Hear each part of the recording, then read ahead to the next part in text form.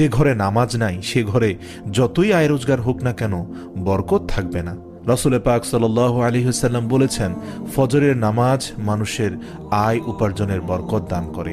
অন্য আরেকটি হাদিসে আছে 5 ওয়াক্ত নামাজের 5টি ফজিলত। 1, ফজরের নামাজ না পড়লে চেহারার উজ্জ্বলতা নষ্ট হয়ে যাবে। 2, জোহরের নামাজ না পড়লে রুজির বরকত কমে যাবে। 3, আসরের নামাজ না পড়লে শরীরের শক্তি কমে আসবে। মাগরিবের নামাজ না পড়লে সন্তানাদি কোনো উপকারে আসবে না। এশার নামাজ না পড়লে নিদ্রায় পরিতৃপ্তি হবে না। আল্লাহু আকবার। আল্লাহ রাব্বুল আলামিন নামাজের মাধ্যমে আমাদের ঘরের বরকত আনার তৌফিক দান করুক। অতএব আসুন আমরা ঘরের বরকতকে স্থায়ী রাখতে মিথ্যা পরিত্যাগ করি, আল্লাহর শুকরিয়া আদায় করি, অপচয় থেকে মুক্ত থাকি এবং সাথে সাথে 5 ওয়াক্ত নামাজ জামায়াতের সাথে আদায় করি। আল্লাহ পাক আমাদের সকলকে বুঝার ও আমল করার তৌফিক দান করুক। আমিন।